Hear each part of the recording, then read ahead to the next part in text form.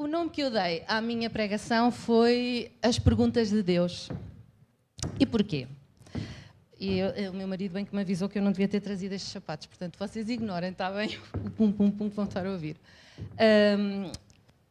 Na maioria das vezes, nós vamos ter com Deus porque procuramos respostas. E queremos respostas, normalmente, que nos permitam entender aquilo por que estamos a passar, que nos tragam indicações, que nos indiquem caminhos, que nos digam para onde é que nós devemos ir, que decisões é que devemos tomar. Muitas das vezes nós vimos ter com Deus com este propósito, não é? Achamos sempre que Deus é um Deus de respostas. E Deus é um Deus de respostas.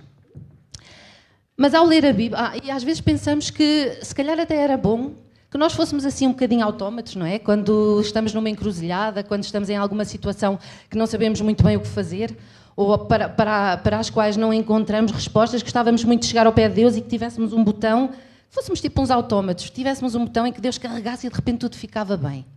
E de repente tínhamos as respostas para tudo. E de repente sabíamos por onde seguir, sabíamos o que fazer, etc. Mas Deus criou-nos seres, homens e mulheres livres. Deus criou-nos homens e mulheres com livre-arbítrio. E o livre-arbítrio traz consigo responsabilidades. E ao ler a Bíblia, eu vejo que Deus não é só um Deus de respostas. O Deus é muitas vezes, e grande parte das vezes, um Deus de perguntas.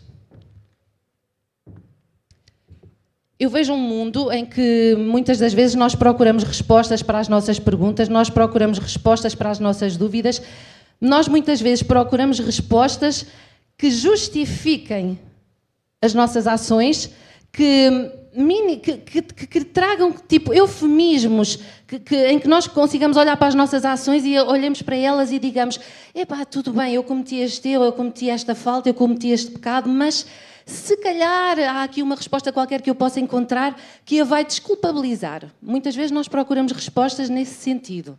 O mundo procura muito respostas nesse sentido, hoje em dia. Mas, às vezes, Deus vem ter connosco e faz-nos perguntas. Nós vamos ter com Ele à procura de respostas e, às vezes, Deus faz-nos perguntas. E, às vezes, nós não estamos atentos o suficiente para percebermos que é na pergunta que Ele nos está a fazer que está a resposta. Já vos baralhei? Não? Ok, ainda bem. Eu, por acaso, gostava de baralhar, mas pronto. Então vamos a um texto em Gênesis. Eu ultimamente tenho andado muito em Gênesis e acho que vocês vão ter que levar com Gênesis durante muito tempo, porque é um livro tão rico que ultimamente sempre que eu estou num capítulo e passo para outro capítulo, o João tem visto, eu demoro muito tempo porque parece que está sempre a saltar sumo dali. E vamos a um texto muito conhecido. Gênesis 3, 8 a 13. E diz assim, vocês sabem, este texto, anteriormente a isto, o que é que aconteceu? Aconteceu a queda do homem, aconteceu que Deus tinha dado uma indicação ao homem, tinha dito ao homem que eles podiam fazer tudo, podiam comer de todas as árvores que houvesse no jardim. Havia uma na qual eles não podiam tocar. E este trecho vem a seguir a essa indicação e a seguir ao homem e à mulher terem falhado. E diz assim... Gênesis 3, 8 a 13. Quando ouviram a voz do Senhor Deus, que andava no jardim pela viração do dia, esconderam-se da presença do Senhor Deus, o homem e sua mulher, por entre as árvores do jardim. E chamou o Senhor Deus ao homem e lhe perguntou: onde estás? E ele respondeu: ouvi a tua voz no jardim, e porque estava nu, tive medo e escondi-me. Perguntou-lhe Deus: quem te fez saber que estavas nu? Comeste da árvore que eu te ordenei que não comesses? Então disse o homem: a mulher que me deste por esposa, ela me deu da árvore e eu comi. Disse o Senhor Deus à mulher: o que é isso que fizeste? E respondeu a mulher: a serpente enganou-me e eu comi. Daqui a bocadinho vamos pegar num outro texto de Gênesis também, que eu acho que tem um paralelismo com este. Eu, quando olho para isto, penso assim: ok, Deus chega ali, ao jardim do Éden, não vê Adão e Eva, e pergunta onde eles estão. É assim, se Deus é omnisciente, Deus já sabe as respostas, correto? Deus sabia perfeitamente onde é que Adão e Eva estavam. Não sei se eles estavam atrás de uma bananeira, de uma laranjeira, de um coqueiro, não interessa. Deus sabia perfeitamente qual era a localização física onde eles estavam. E eles também sabiam. não é? Então, se Deus sabe perfeitamente quais são as respostas, porquê é que Deus faz perguntas? Eu, quando olho para esta pergunta, reparem, Deus podia ter chegado ali e podia ter dito assim: Adão e Eva, meus meninos, eu sei perfeitamente o que é que vocês fizeram, eu sei perfeitamente que vocês estão escondidos, sei até onde é que vocês estão escondidos, saiam cá para fora, venham aqui que temos de ter uma conversinha. Deus podia ter feito isto. Ia mais direto ao assunto, não é? Escusava estar a perguntar onde é que eles estão, se ele sabe onde eles estão. Primeiro, eu acho que Deus não faria isso, porque quando Deus vem ao nosso encontro, Deus não vem com a intenção de acusação. Segundo, se ele fizesse isto, ele não tinha criado um homem livre, mas ele criou um homem com capacidade de pensar e de refletir sobre as suas próprias atitudes. Então Deus, quando veio ter com Adão e Eva e quando perguntou onde estás, eu creio que esta pergunta é uma pergunta muito mais profunda do que aquilo que nós imaginamos. Para mim é uma das perguntas mais profundas da Bíblia e até mais filosóficas. Ele não estava minimamente interessado em saber onde é que Adão e Eva estavam fisicamente. Ele queria, com aquela pergunta, despoletar dentro de Adão um turbilhão de emoções e de pensamentos que o levassem a refletir sobre o ato dele se ter escondido. Eu creio que Deus, ao perguntar isso, o que ele queria era que, reparem, não é a mesma coisa Deus chegar lá e dizer: eu sei o que tu fizeste, eu sei que tu estás escondido, eu sei porque é que tu estás escondido. É muito diferente Deus fazer a acusação. É diferente Deus fazer a acusação de Deus querer que seja alguém a confessar o que fez e alguém a refletir sobre a atitude que tomou. Portanto, quando ele chegou lá e perguntou a Adão onde estás, eu penso que a intenção de Deus seria fazer com que Adão rebobinasse o tempo até à altura em que lhe foi colocada uma dúvida no coração, a altura em que ele concordou com essa dúvida e ele aceitou transgredir. E foi isso que o levou a esconder-se. Não era o local onde Adão e Eva estavam que interessava, era que Adão e Eva, com aquela pergunta, conseguissem voltar atrás no tempo até ao seu coração para perceberem qual tinha sido a iniquidade que estava lá dentro que os tinha levado a cometer aquele pecado. Portanto, Deus sabe as respostas, claro que sabe, mas Deus faz as perguntas não porque Ele não saiba as respostas, mas Ele quer levar-nos a uma meditação que nos permita perceber qual foi a causa que nos levou àquela transgressão. Eu penso que esta foi a grande ideia de Deus, a grande intenção de Deus ao perguntar a Adão onde estás.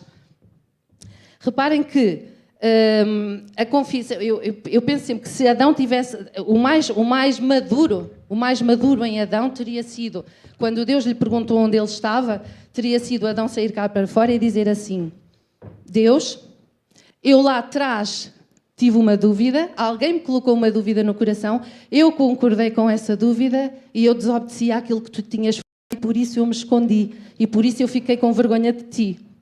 Mas reparem, eu penso que esta seria a intenção de Deus ao fazer esta pergunta a Adão e Eva, só que eles não o fizeram. E o que é que eles fizeram? Quando Deus lhes fez esta pergunta, ele respondeu: ouvi a tua voz no jardim e porque estava nu, tive medo e escondi-me. Eu olhei para isto e pensei assim, que engraçado. Eu olho para isto e às vezes parece que estou a ver uma conversa entre um pai e duas crianças. Porque é assim que as crianças reagem e muitas vezes é assim que nós reagimos. Quando nos queremos manter como crianças, quando queremos continuar a beber apenas leite e não queremos chegar à parte da carne. A carne implica mastigar. Mastigar é uma metáfora para ruminar, uma metáfora para meditar, uma metáfora para refletir. Mas muitas vezes quando nós insistimos em manter-nos naquela fase em que apenas bebemos o leite, porque é mais fácil de digerir e não queremos passar para o próximo, Deus tem que falar para nós como se nós fôssemos crianças. E reparem, como Adão não chegou lá apenas com a pergunta de onde estás, e não foi ele voluntariamente pesquisar dentro de si qual é que tinha sido a iniquidade, o desejo, a fratura do seu coração que o tinha levado a cometer aquele erro, Deus teve que começar a afunilar as perguntas. Reparem, Deus começou com uma pergunta mais genérica, tentando que eles chegassem lá só por aí. Não chegando, Deus teve que começar a afunilar as perguntas. E quando Porque Adão, quando o ouviu, disse-lhe assim: ouvi a tua voz no jardim e porque estava nu tive medo e escondi-me. E eu pensei assim, ok, ele deve ter pensado assim. Se nós nos pusermos nos pés de Adão, ele deve ter pensado assim, ok, o que é que eu hei de responder? Eu vou dizer, já sei, eu vou dizer que estava nu, que andava aqui, desculpa, andava aqui com o pirilau a dar, e então eu tive vergonha e por causa disso eu fui para trás do coqueiro ou da bananeira e escondi-me. Claro, ele vai aceitar isto. Ele até vai pensar assim, ok, está bem, faz sentido. Como eles estavam nus, tiveram vergonha, esconderam-se, ok. Não é? Só que ele esqueceu-se de uma coisa, ele sempre tinha andado nu, não é? E nunca tinha sido nenhum problema. Portanto, Deus não iria passar por cima disso. Ele tentou andar aqui com evasivas, como nós fazemos muitas vezes, não é? E então Deus, como viu que ele não respondeu diretamente àquilo que tinha perguntado, disse-lhe assim, perguntou-lhe Deus, mas quem te fez saber que estavas nu? Comeste da árvore que te ordenei que não comesses? Isto é mais ou menos como se Deus estivesse à procura. Eu acho que Deus, quando vem ter connosco, quando sabe que nós falhamos ou quando sabe que nós estamos prestes a falhar, Ele vem ter connosco sempre numa tentativa de nos resgatar. Sempre numa tentativa de que nós consigamos chegar perceber porque é que estamos naquela situação e consigamos fazer uma coisa que é fulcral para que comece um processo de cura. Um processo de cura não pode começar nunca se nós não confessarmos, se nós não admitirmos no nosso coração, eu tenho um problema, eu tenho um erro, eu estou a fazer algo que Deus já me disse há muito tempo que eu não devo fazer, e se eu estou insistentemente a cair nesse ciclo, se eu estou insistentemente a fazer isso, a cometer esse erro, a cometer essa falha, a cometer um pecado, e nós sabemos que pecado quer dizer falhar o alvo. Se eu estou consistentemente a fazer isto, é porque eu tenho um problema e o que Deus quer é que nós tomemos consciência desse problema, o aceitemos e o confessemos. Porque se nós não o fizermos, nós nunca podemos andar a pedir a Deus de joelhos a rastejar, ajuda-me, ajuda-me, ajuda-me. Mas se não houver da nossa parte uma atitude adulta, uma atitude diferente da de Adão e Eva, que começaram com evasivas, Deus nunca vai começar um processo de cura em nós. E nós vamos estar constantemente em espiral e a perguntar-nos muitas vezes porquê. Quando Deus já nos fez essa pergunta muitas vezes, porquê? Nós perguntamos a Deus porquê e Deus diz-nos, eu já te perguntei muitas vezes porquê, responde tu. E reparem que eles disseram assim, quando Deus fez esta pergunta, o que é que eles, em vez de eles terem, é como se ele estivesse aqui com esta nova pergunta a dar-lhes uma segunda oportunidade. Quem te fez saber que estavas nu? Comeste da árvore que te ordenei que não comesses? Era muito simples. Ele estava outra vez a apelar à confissão, a apelar à consciencialização. Mas mais uma vez, o que é que Adão e Eva fizeram? Então disse o homem, no versículo 12, a mulher que me deste por esposa, ela me deu da árvore e eu comi. Ok. Mais uma vez, Adão, tipo criancinha, ok, a culpa foi dela. É a mulher que tu me deste, ainda por cima. Ela me deu do fruto e eu comi. Portanto, na verdade, é um bocadinho. Não só atirou, agora é que eu estou a ver, ele não atirou só a culpa para a mulher. Ele atirou a culpa para Deus, porque foi esta mulher que tu me deste. Se calhar, se tu me tivesses dado outra, nada disto tinha acontecido. Atenção. E disse, mas Deus, ok, ignorou aquilo. E imagino que Deus respirou fundo, vira-se para a mulher. O que é isso que fizeste? E o que é que a mulher disse? A serpente enganou-me e eu comi. Portanto, começou aqui, nesta altura, uma tendência muito perniciosa que se estende até aos dias de hoje. Nós temos a tendência de nos... Aliás, Adão e Eva, aqui, voltaram-se a esconder. Não se esconderam fisicamente, atrás do coqueiro, da bananeira, da laranjeira, da figueira, do que quer que seja, mas voltaram-se a esconder. E desta vez foi um esconderijo mental. Eu escondi-me atrás de quê? Da desculpabilização, da desresponsabilização e da culpabilização dos outros. Não é isso que nós fazemos muitas vezes? Nós estamos à procura de respostas, perguntamos porquê, e Deus diz-me tu porquê, porque eu já te perguntei isso várias vezes. Estás aqui, porquê é que eu estou nesta situação? Atenção, eu não estou a dizer que não haja situações na nossa vida que não sejam injustas. Eu ouvi há pouco tempo uma frase num filme que eu achei espetacular, que é eu já vos traduzo isto. There's the mess life gives you and there's the mess you make. Há a confusão que a vida te traz e há a confusão que tu próprio trazes à tua vida. E nós não podemos esquecer que a maioria das confusões que nós temos, muitas vezes somos nós que as trazemos à nossa vida. E depois vamos ter com Deus perguntar-lhe porquê. E Deus pergunta-me, responde tu, como é que chegaste aqui? Volta atrás no tempo, pesquisa lá dentro, vai até àquilo que provocou, porque normalmente quando nós tomamos uma ação, o desejo para tomarmos essa ação já estava no nosso coração, chama-se iniquidade. Iniquidade é o desejo, é a falha com que todos nós nascemos. Todos nós nascemos com falhas, fraturas. Nós temos fraturas no nosso coração. E à medida que vamos vivendo e que vamos tendo vivências, essas fraturas vão aumentando. E essas fraturas que estão lá dentro, se nós não aceitarmos que as temos, se nós não percebermos que as temos, se nós não as confessarmos, Deus não nos vai ajudar a curá-las. Porque Deus criou-nos seres livres, com livre-arbítrio. E livre-arbítrio implica responsabilidade. Senão Ele tinha-nos criado robôs. Ele chegava ao pé de nós, carregava-nos num botão, vai lá outra vez, à tua vida. Não foi isso que Ele quis. Deus assumiu um grande risco ao criar-nos com livre-arbítrio. Porque ele, ao criar-nos com livre-arbítrio, Ele permitiu-se perder. Porque Ele permitiu-se ficar sem nós não o escolhermos. Não é? É isso que é um risco para nós e é um risco para Ele. Pronto, então, portanto, Deus criou-nos com livre-arbítrio, não somos autómatos, isso já tínhamos visto. Por isso é que eu acho que esta pergunta é tão importante.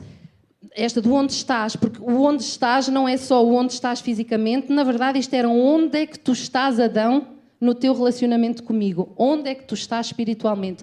Onde é que tu estás emocionalmente e espiritualmente?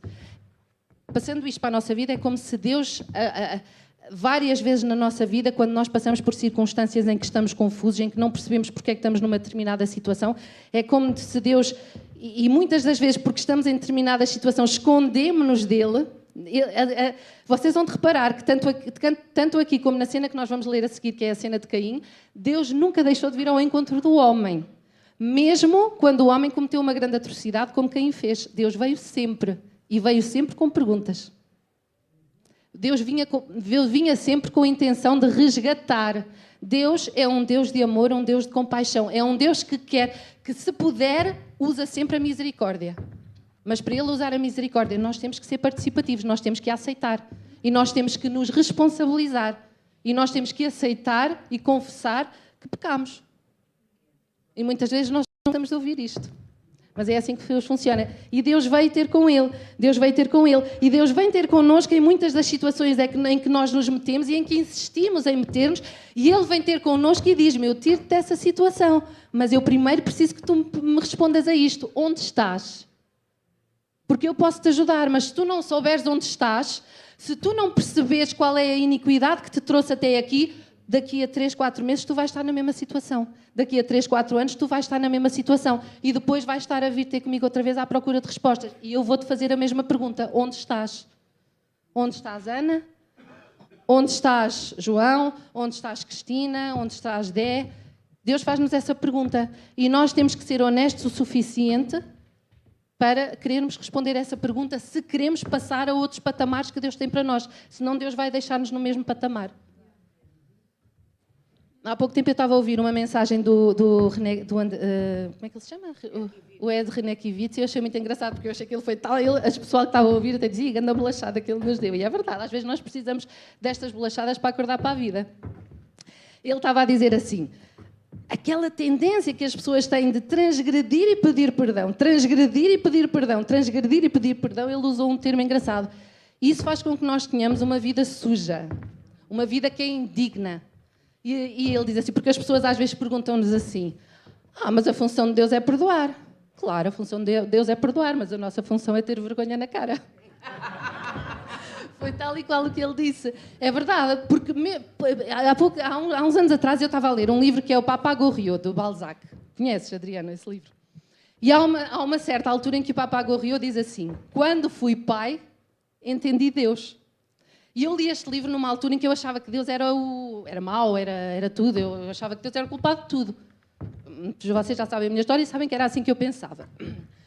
E quando eu li essa frase, eu pensei, isto faz sentido.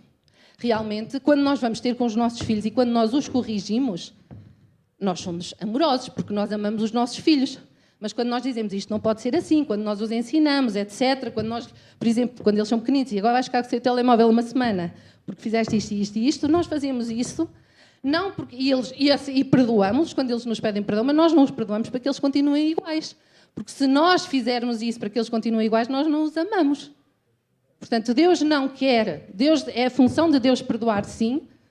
Mas se vocês pensarem na palavra graça, graça é um favor imerecido. Nós já fomos resgatados, nós já fomos justificados, nós somos justos.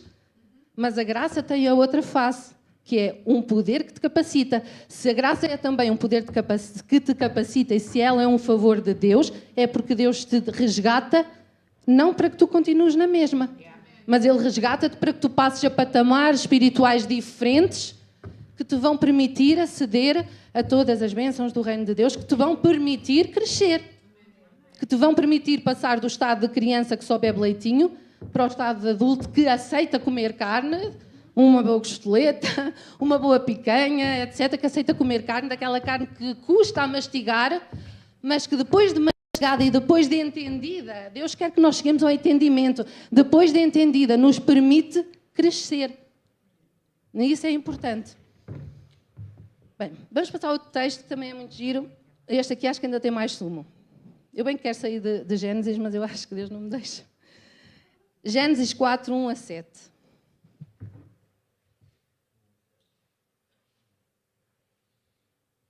Caim e Abel. Toda a gente conhece esta história, não é? Conheceu Adão a Eva, sua mulher, e ela concebeu e teve Caim. E disse, alcancei do Senhor um varão. Depois deu à luz a Abel, seu irmão. Abel foi pastor de ovelhas e Caim foi lavrador. E aconteceu que no fim de uns tempos trouxe Caim do fruto da terra uma oferta ao Senhor. Abel, por sua vez, trouxe das primícias do seu rebanho e da gordura deste. Agradou-se o Senhor de Abel e de sua oferta, ao passo que de Caim e de sua oferta não se agradou. Irou-se, pois, sobremaneira Caim e descaiu-lhe o semblante. Eu estou a imaginar a cara a cair ao chão. Então lhe disse o Senhor, porque andas irado e porque te descaiu o semblante? Se procederes bem, não é certo que serás aceito? Atenção que a palavra aceito aqui, eu fui ver a palavra original e a palavra original não quer dizer aceito, quer dizer levantado e exaltado. Porque aceito, Deus já o tinha aceitado, Deus já nos aceitou. A questão aqui é que se procederes bem, não é certo que serás levantado, que serás exaltado. Se todavia procederes mal, eis que o pecado jaz à tua porta e o seu desejo, o desejo do pecado, será contra ti, mas a ti cumpre-te dominá-lo. Ora bem, eu quando li isto, eu pensei assim, ok, inicialmente, naquela fase da minha vida em que eu achava que Deus era culpado de tudo e mais alguma coisa, eu achava, olha, boa, está bem, ele matou o irmão porque tu o provocaste, porque tu o rejeitaste, não é? Era assim, é assim que uma pessoa que não conhece Deus vê, não é? Aliás, depois da queda, nós passámos a ver Deus com os olhos, através dos olhos de Lúcifer, como um Deus acusador.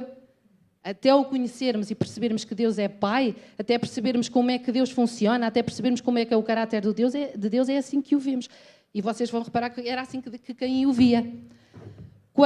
Vocês vão reparar que quando aqui naquele versículo diz que no fim de uns tempos trouxe Caim do fruto da terra e Abel também trouxe das primícias, o que é que diz? Agradou-se o Senhor de Abel e de sua oferta, ao passo que de Caim e da sua oferta se desagradou.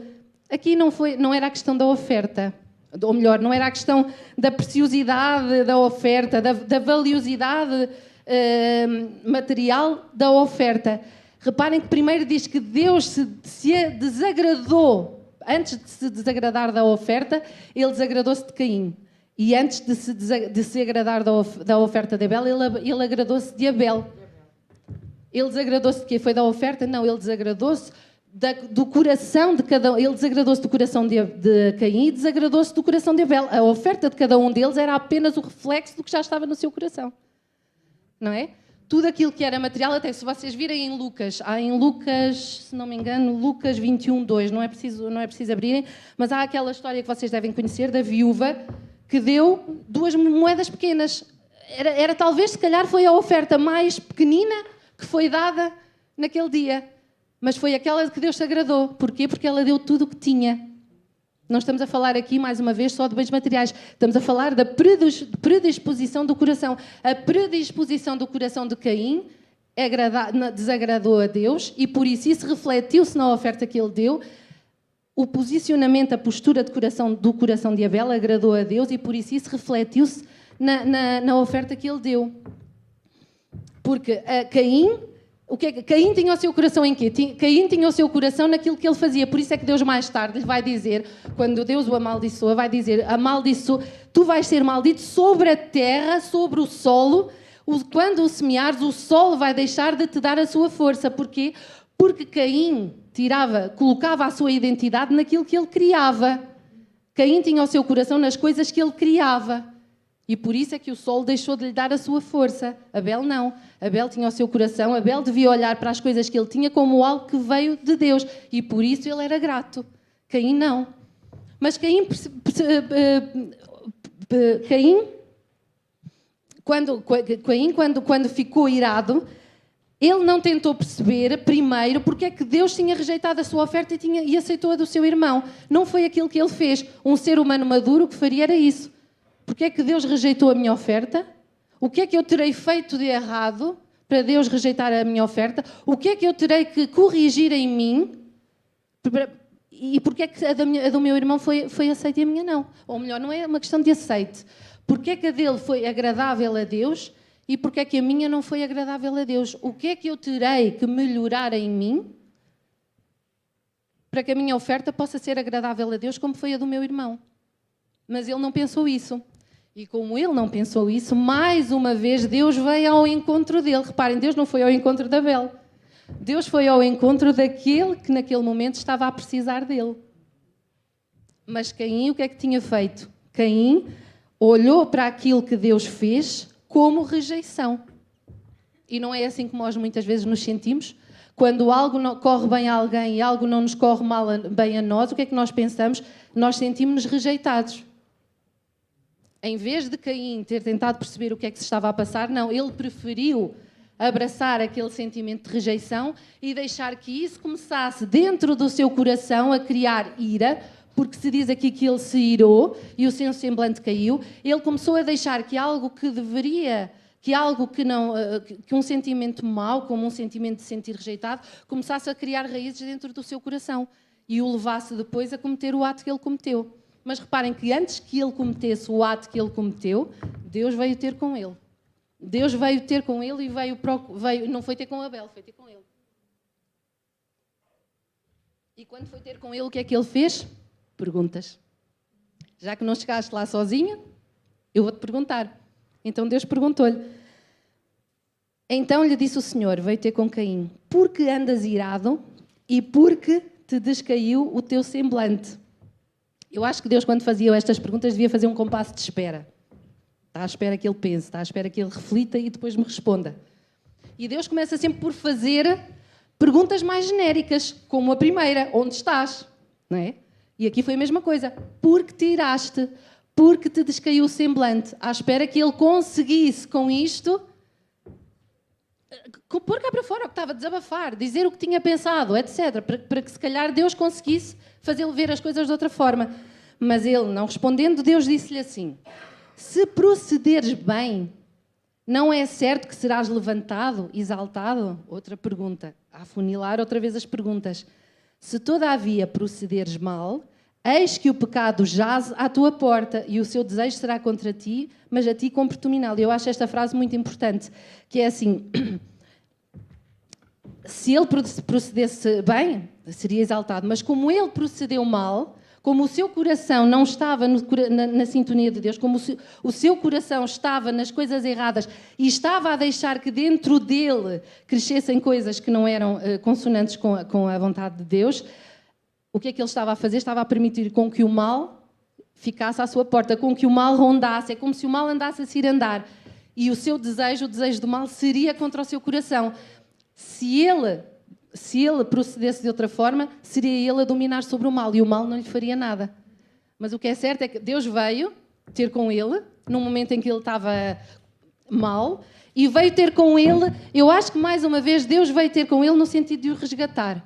Se tu entenderes, se tu buscares dentro de ti a razão pela qual aquilo aconteceu, tu vais entender.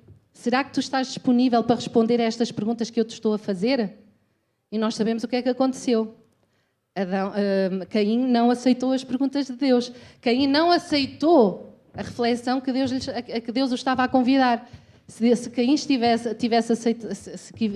aceitasse a reflexão a que Deus o estava a convidar, provavelmente Caim não teria morto Abel. Mas ele não fez isso. Então nós sabemos o que é que aconteceu a seguir. No capítulo 6, quando Deus lhe faz esta pergunta, porque andas irado e porque descaiu o teu semblante, eu acho que Deus estava outra vez, mais como ele estava a pensar em Adão, a tentar que Caim fosse lá atrás, até à altura em que ele começou a semear, até à altura em que ele começou a colher, até à altura em que ele começou a nutrir o que semeava, até à altura em que ele começou a colher, e até à altura em que ele fez a oferta e ele tentar perceber, lá no início de tudo, onde é que tu estavas, Caim? Onde é que estava o teu coração? Durante o processo da sementeira, onde é que estava o teu coração? Durante o processo da colheita, onde é que estava o teu coração? Quando vieste a ofertar, onde é que estava o teu coração? Ele queria levá-lo até lá. E Caim teria poupado tantos problemas na vida dele se ele aceitasse fazer esta reflexão. Se ele aceitasse as perguntas de Deus e se ele admitisse que tinha um problema, se ele admitisse que precisava, se ele confessasse aquele problema, porque não é só admitir no nosso coração, nós temos que o confessar, dizer: Deus, eu tenho este problema, eu faço isto, eu até gosto de fazer isto, eu sei que isto me faz mal, eu sei que tu não queres que eu faça isto, mas eu faço, e eu tenho feito porque eu gosto, mas eu já percebi onde é que isto me leva sempre que eu faço, portanto ajuda-me, e decide fazer aquilo que Deus quer que tu faças e decide deixar de fazer aquilo que Deus não quer que tu faças. É simples. E nós muitas vezes ficamos com evasivas e escondemos-nos atrás de desculpabilização, escondemos-nos atrás das circunstâncias, escondemos-nos atrás de: mas eu vivi isto e isto e isto, eu sofri isto e isto e isto, e é por isso que eu sou assim, eu sou vulnerável, eu sou mais frágil. Caramba, mas Deus deu-te um poder que te capacita. Deus não nos deu um espírito de medo, Deus deu-nos um espírito de coragem. Deus não nos deu um espírito de vitimização, que foi o que Caim fez a seguir. Deus deu-nos um espírito para nos levantarmos e irmos à luta. Amém. É isso que Deus nos dá. Mas para Ele ir à luta connosco, nós temos que aceitar ir à luta com Ele. E vocês vão reparar que como a Caim não aceitou isto, o que é que foi acontecer? Em Gênesis 4:8, Caim não aceitou estas perguntas, não aceitou perceber porque é que ele estava naquele local, não aceitou sequer tentar perceber onde é que ele estava. Então continuou a alimentar dentro do seu coração tudo aquilo que Deus lhe tinha dito para ele tirar. Não é? Então chegou, claro, à raiva total. Gênesis 4:8, disse Caim a Abel, seu irmão: vamos ao campo. Estando eles no campo, sucedeu que se levantou Caim contra Abel, seu irmão, e o matou. Disse o Senhor a Caim: vem outra vez Deus. Deus veio ter com ele antes dele fazer isto. Mas mesmo assim ele não ouviu. Mas reparem na bondade de Deus. Mesmo depois de ele ter cometido um ato tão atroz como matar o próprio irmão, Deus veio ao encontro dele. A nossa tendência, tal como Adão e como Caim, que depois nós vamos ver o que Caim fez, é escondermos-nos de Deus quando fazemos alguma coisa de errado. Isto é uma tendência que nós temos desde a criação, desde a queda. Nós escondemos-nos. Nós escondemos porque ficamos com medo de encarar Deus. Lá está, porque mesmo inconscientemente nós temos a ideia de que Deus é um Deus punitivo. É aquele velho de cajado que está lá em cima, pronto a mandar-nos com a espada em cima da cabeça. É essa a ideia que nós temos de Deus. E depois, porque acontecem coisas erradas na nossa vida, que muitas das vezes são apenas consequências de escolhas que nós fizemos, nós achamos que é castigo de Deus. E muitas das vezes é apenas consequências dos atos que nós tomamos, das atitudes que nós tomamos. E por isso nós continuamos a ver Deus como um punitivo, como alguém que está ali só pronto a mandar-nos chicotadas. E por isso escondemos-nos. E todos nós nos escondemos. Temos que ser honestos. Todos nós nos escondemos. E quando ele cometeu este ato, mesmo assim, Deus veio ter com ele.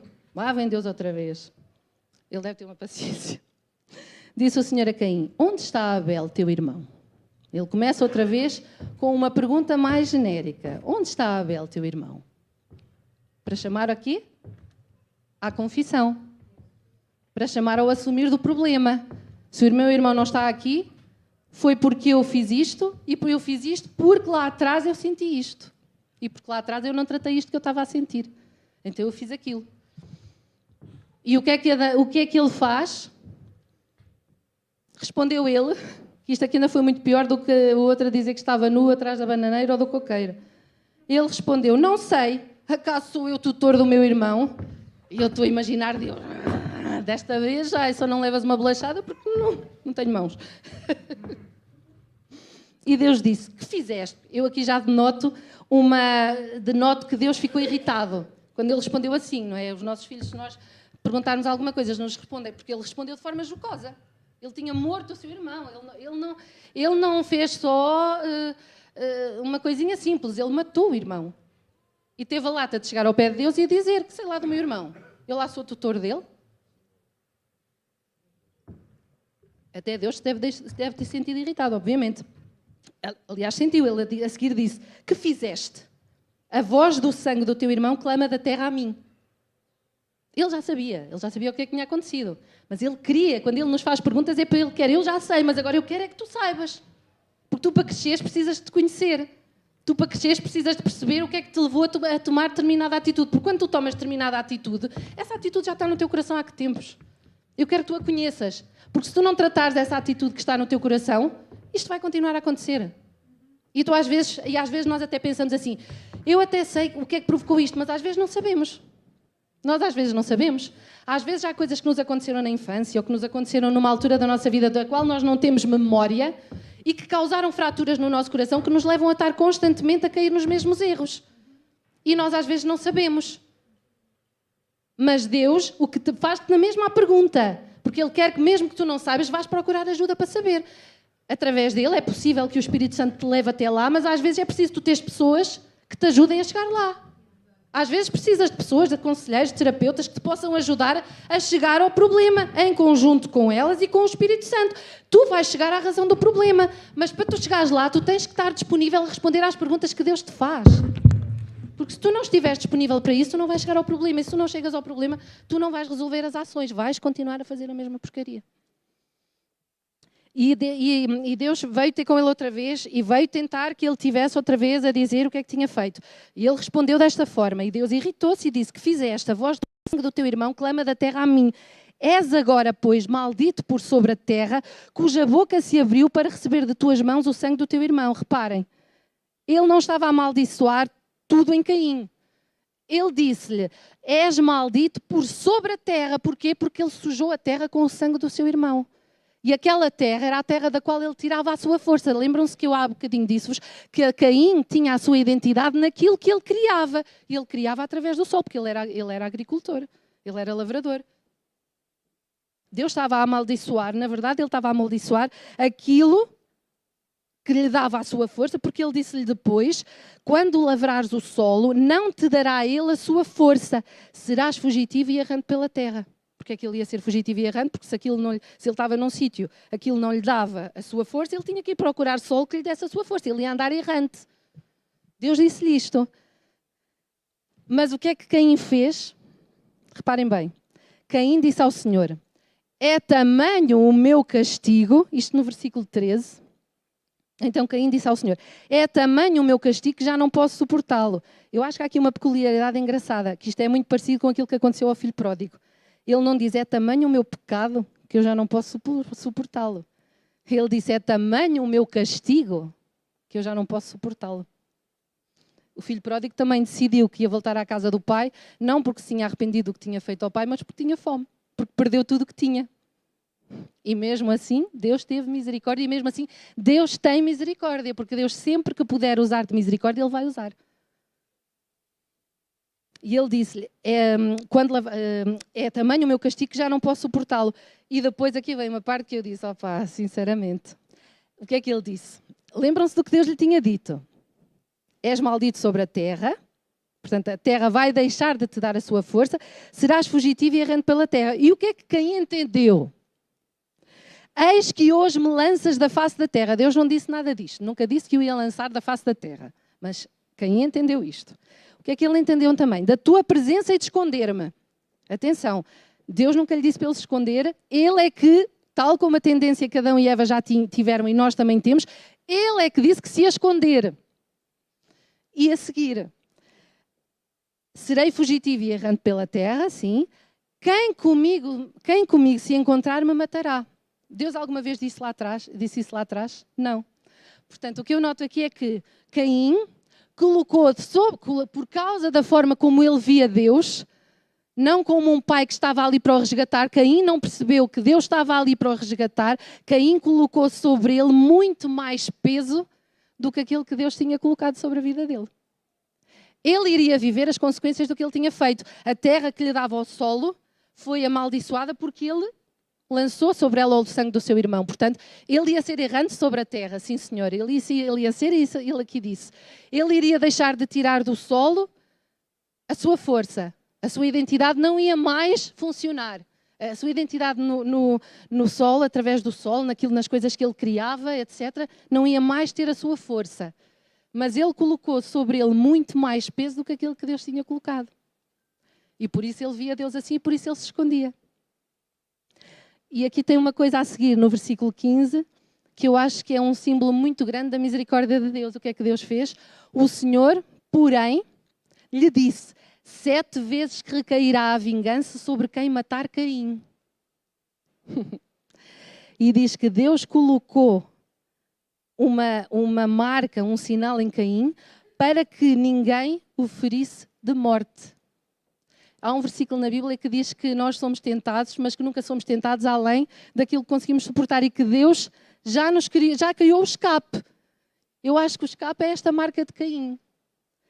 Apesar de Caim ter feito o que tinha feito, apesar de Caim voluntariamente estar a dizer que ia ser errante e que se ia esconder da face de Deus, mesmo assim Deus colocou nele um sinal para que ninguém o matasse. E isto é sinal de pai, é sinal de amor. Mas Caim não via Deus como um pai. Caim via alguém e então diz que Deus... Então diz que Caim se retirou da presença do Senhor, foi um ato voluntário, ele retirou-se da presença do Senhor e habitou na terra de Nod.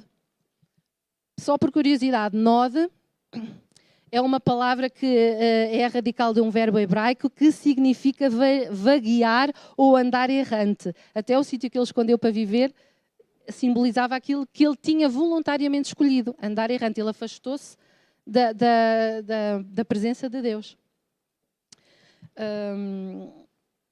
Ok, acho que agora é passar. Portanto, o que é que eu vejo aqui? No início, quando Caim, e eu penso que isto foram tudo consequências da queda, quando Deus não se agradou da oferta dele e ele não quis tentar perceber porquê, ele abraçou um sentimento de rejeição. Eu fui rejeitado. E nós às vezes temos esta tendência. Às vezes alguém vem ter connosco e diz-nos assim: olha, eu gostei do que tu fizeste, mas eu acho que tu podias melhorar nisto e nisto e nisto. E aquela pessoa está a ser sincera, está a dizer que gostou, mas essa pessoa na verdade está a acreditar em nós, está a achar que nós podemos ir mais longe. Mas quando nós somos extrasensíveis ou quando nós estamos numa fase extrasensível, nós olhamos para aquilo e nós dizemos: isto é uma crítica, eu não faço nada bem. Nós sentimos-nos rejeitados. Não conseguimos ver o outro lado da moeda. Não conseguimos ver que aquilo pode ser uma oportunidade para nós sermos catapultados para algo maior. E a Caim abraçou o sentimento de rejeição. E aqui Caim abraçou o sentimento de quê? De vítima. Eu sou isto. Deus disse-lhe só uma parte e ele aumentou o resto. Eu vou ser errante, quem me encontrar vai me matar, eu vou esconder-me de ti, eu vou andar assim. Portanto, Caim começou num processo de vitimização. E qualquer processo de vitimização é sempre um entrave ao crescimento. Porque faz com que nós não queiramos responder a perguntas. E depois eu fui procurar mais coisas na Bíblia, porque eu acho que mesmo que às vezes Deus não esteja a fazer perguntas diretas, tudo que Ele nos diz são convites à reflexão. Mais uma vez eu digo, Deus criou-nos como homens livres, seres pensantes que conseguem perfeitamente chegar a conclusões se aceitarem as perguntas. Por exemplo, se nós lermos alguns dos versículos que eu vos vou mostrar, tirei alguns e estou quase a terminar. Acho que já passei.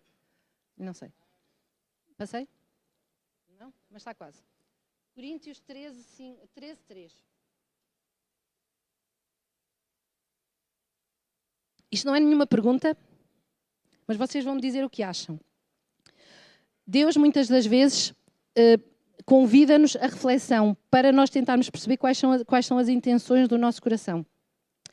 Ainda que eu distribua todos os meus bens entre os pobres e ainda que eu entregue o meu próprio corpo para ser queimado, se não tiver amor, nada disso me aproveitará. Portanto, Deus aqui não nos está a fazer nenhuma pergunta direta, mas na verdade Deus está-nos a convidar à reflexão. Quando nós fazemos alguma coisa, imaginem, por exemplo, aqui, alguém que dá o corpo para ser queimado, alguém que faz muitos sacrifícios, alguém que dá tudo que tem aos pobres, Deus diz assim, pensa bem, no teu coração, qual é a intenção que está por trás de tudo isto que tu estás a fazer? É o amor? Ou pura e simplesmente estás a fazer isto para show off? Estás a fazer isto porque achas que precisas que Deus te aceite para tu fazeres isto? Ou o que está no teu coração é o amor? Reparem que quando Jesus, a Bíblia diz que quando as pessoas chegavam ao pé de Jesus para ser curadas, o que é que dizia sempre? Que Jesus se movia de íntima compaixão. Deus está-nos sempre a fazer um convite à reflexão. Quais são as nossas motivações? Quando nós dizemos qualquer coisa a alguém, ou quando nós deixamos de dizer alguma coisa a alguém, quando nós fazemos alguma coisa a alguém, quando nós fazemos ou quando nós deixamos de fazer, o que é que está por trás disso tudo? Qual é a intenção do nosso coração?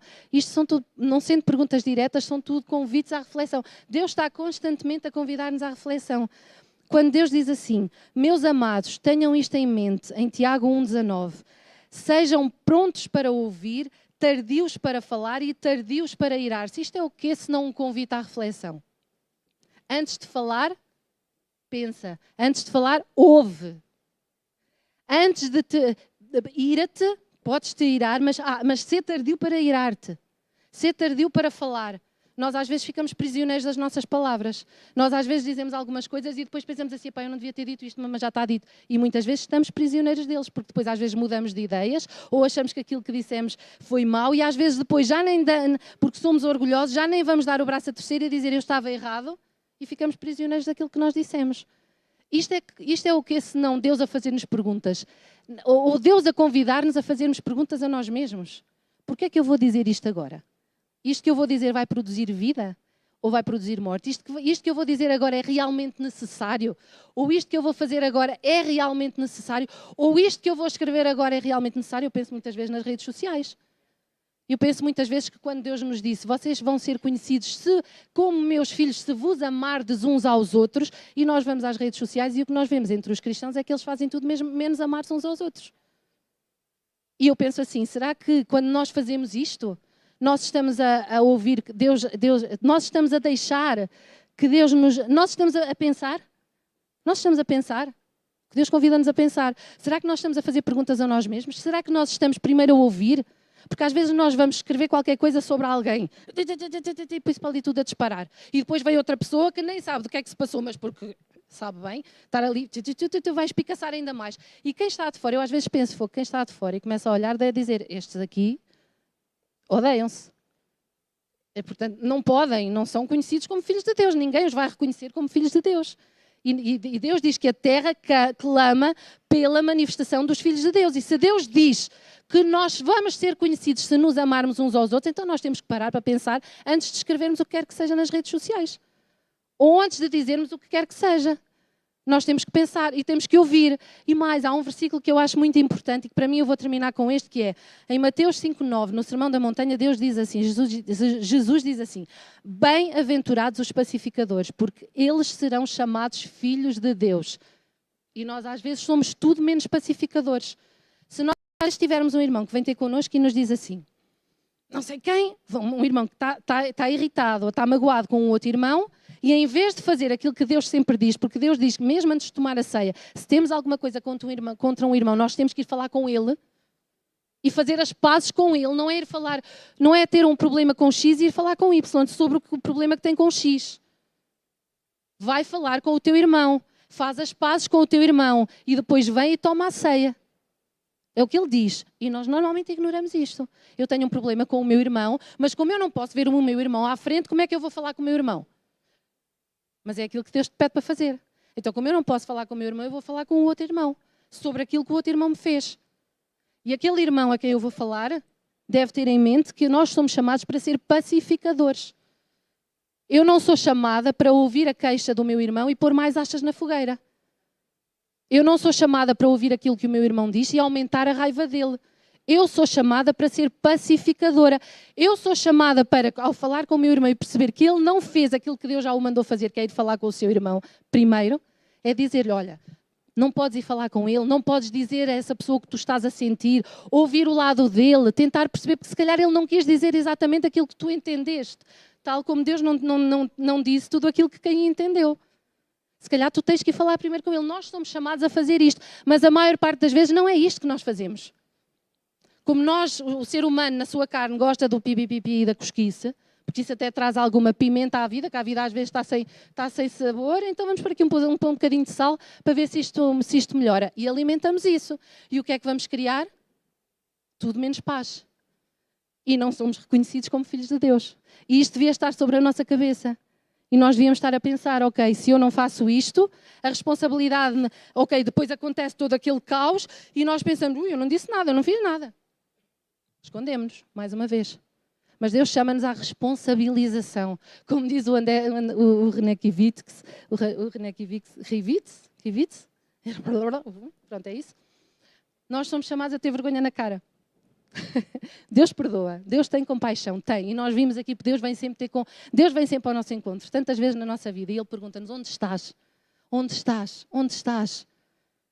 Para nós conseguirmos parar de fazer aquilo que constantemente está a trazer morte à nossa vida. E se nós não pensamos na morte que aquilo está a trazer à nossa vida, pelo menos pensemos na morte que isso pode estar a trazer aos nossos descendentes. Porque às vezes há atitudes que nós temos que pensar em termos geracionais. E temos que pensar que aquilo que fazemos e que trazemos à nossa vida vai ter repercussões também na nossa descendência. E nós somos chamados a quebrar ciclos. Nós somos chamados a quebrar ciclos. E os ciclos quebram-se com autorresponsabilidade. E é isso que Deus nos pede. E eu gostava de terminar, gostava de vos convidar a ficar em pé. Eu não vou pedir a ninguém, obviamente, para vir cá à frente, mas eu vou pedir que vocês façam um momento de reflexão. Será que há alguma coisa na tua vida que Deus já te disse para deixares de fazer, que tu insistes em fazer e que já viste onde te deixa ficar, que já viste o que traz à tua vida, e tu queres aceitar a pergunta que Deus já te... E muitas vezes tu vais ter a Deus e perguntas, porquê é que eu estou outra vez nesta situação?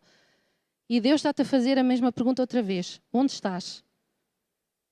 Responde tu. Vai lá atrás, tenta perceber o que é que está dentro do teu coração que te permite, que faz com que tu estejas constantemente a cair na mesma situação. Será que existe? E todos nós temos isto. Nós temos a mania, e eu gosto muito de desmistificar as coisas, nós temos muita mania de achar que pecado, meu Deus, a palavra pecado, eu às vezes até tento tirar essa palavra das mensagens, porque pecado é uma coisa muito simples, é falhar o alvo. E nós temos muita mania, a igreja sempre teve muita mania, pecado é isto, pecado é aquilo, coisas visíveis, coisas que se fazem, às vezes não são coisas visíveis. Jesus, quando falava com os fariseus, ele dizia assim muitas vezes, vocês acham que cometer adultério, matar, roubar, tudo isso é pecado. E é. Mas se tu, no teu coração, alimentas pensamentos e sentimentos sobre alguém que não é a tua mulher ou o teu marido, já estás a pecar. Deus disse isto. Se tu nunca mataste fisicamente o teu irmão, mas no teu coração tu desejas que ele morra, tu já estás a pecar.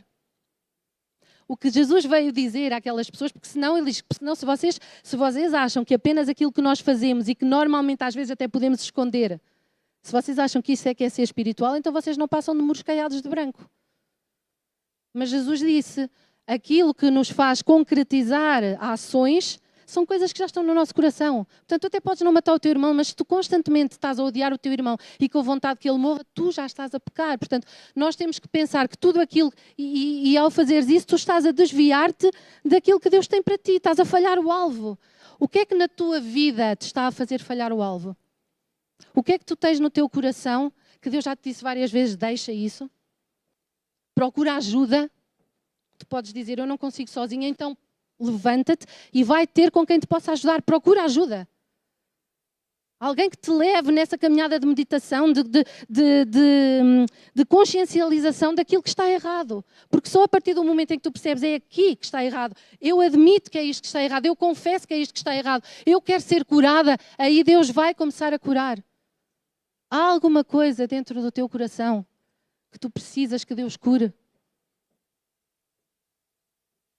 Eu convido-vos a estarem um bocadinho de olhos fechados, pensarem. E depois vou dirigir-vos numa oração. Não vou pedir a ninguém para vir cá à frente. Todos nós temos coisas destas no nosso coração. Por isso é que Jesus dizia, tu podes não fazer isto e isto, mas se sentires isto, é a mesma coisa. Portanto, não há ninguém, era uma forma dele dizer, não há ninguém que não tenha problemas, não há ninguém que não tenha falhas. Há alguma coisa que Deus quer que tu cures, para que tu possas passar para um patamar superior, para que tu possas crescer, para que tu possas finalmente começar a comer carne, em vez de te contentares com o leite. O leite alimenta-te numa fase da tua vida, mas o leite não é suposto ser alguma coisa que tu levas para a vida toda. Tens que passar aos pratos diferentes, tens que passar à picanha, tens que passar ao cozido à portuguesa. É bom, faz ruminar, faz crescer. Nós olhamos muitas vezes para a graça como olhamos para a graça como poder, como favor imerecido, como boa nova, e esquecemos que a outra parte é uma boa nova ainda melhor, porque implica que tu és aceito como estás, tu vens como estás e Deus aceita-te, mas o poder que te capacita é uma boa nova espetacular, porque implica que eu não tenho que continuar aqui, eu posso crescer. É isso que Deus nos está a dizer. Pai, eu venho até ti neste momento, te agradeço, Pai, pela tua palavra, te agradeço pela tua voz, te agradeço, Pai, pelas perguntas que tu nos fazes. Te agradeço que tu és um Pai que não nos deixa à deriva, mas és um Pai que nos corrige para que nós possamos passar para patamares de bênção, para patamares de crescimento que nos vão ajudar a ser influência para outros, Pai. Que nos vão ajudar a que as outras pessoas olhem para nós como teus filhos. Porque não adianta nós andarmos a falar, mas nós temos que agir em consonância com aquilo que tu queres de nós, em consonância com aquilo que tu crias em nós. E a tua palavra diz que tu tiras um coração de pedra do nosso peito e colocas um coração de carne. E um coração de carne é um coração flexível, é um coração que confessa, é um coração que não tem problema em dizer eu estou errado, perdoa-me e ajuda-me. Pai, se há uma situação aqui que algum de nós está a viver, que está a fazer com que insistentemente não haja na família, insistentemente não haja provisão na família, insistentemente não haja paz no local de trabalho, insistentemente a pessoa está a cair em relacionamentos tóxicos, insistentemente alguém possa estar, Senhor, a fazer coisas que estão a trazer à sua vida situações de morte, situações de... Quando eu falo em morte, não estou a falar de morte física, estou a falar de morte espiritual. Situações, Pai, que não trazem a tua vida, que não demonstram a tua vida. Pai, eu te peço, no nome de Jesus, que tu tragas luz a esses cantos escondidos do nosso coração, Pai. Que tu possas trazer luz àquelas partes que nós sabemos que estão escuras, mas que nós ainda não deixamos que tu acendesses a luz. Que nós possamos ter a coragem, que nós possamos ter a maturidade de confessar e de dizer e de sabermos que podemos confessar, que não temos que nos esconder, porque tu não estás ali para nos condenar, tu estás ali para nos levantar. Que nós saibamos que tu não és um Deus juiz que vem ter connosco para nos condenar, mas tu és um Pai que está ali para nos dar a mão e para nos levantar. E que é nesse levantar, Pai, é nesse levantar que nós vamos ser reconhecidos como teus filhos, Pai. Te peço, Pai, no nome de Jesus, que se houver aqui alguém que precisa de ajuda, que tu abras o seu coração e que essa pessoa venha pedir ajuda e que não se sinta fragilizada porque pediu ajuda, porque pedir ajuda é um ato de coragem, Pai. Pai, eu peço que tu tragas a tua bênção sobre cada pessoa que aqui está, que tu tragas a tua bênção sobre cada família que aqui está, que tu tragas cura aos corpos das pessoas que aqui estão, Pai, que cada pessoa que possa estar aqui doente, que possa ter cura física no seu corpo, Pai, que tu possas trazer vida, não só vida aos corações, mas vida aos nossos corpos, Pai. Que tu tragas luz, Pai. A Bíblia diz que tu, quando criaste o mundo, tu disseste primeiro haja luz. E o haja luz que tu disseste, tu não estavas a referir-te naquele versículo à luz do sol e da lua, tu estavas-te a referir à luz do mundo, à luz do entendimento, à luz da vida, e essa luz é Cristo. Traz luz, Pai. Traz entendimento ao nosso coração, traz entendimento à nossa mente. Ajuda-nos a fazer o que tu pedes na tua palavra, transformar-nos pela renovação do nosso entendimento, que nós nos assumamos como seres livres que somos, seres com pensamento, seres pensantes que têm capacidade para se responsabilizar e não para se esconder. Nós não precisamos nos esconder de Deus. Tu és Pai, Tu vais ter connosco para nos resgatar. Pai, eu te peço a tua bênção sobre cada pessoa que aqui está, Pai, e que tu possas falar, continuar a falar aos seus corações, que tu possas continuar a fazer perguntas e que nós estejamos disponíveis para responder às tuas perguntas, Pai, antes que caiamos outra vez em situações difíceis. É no nome de Jesus que eu te peço e agradeço tudo, Pai. Amém.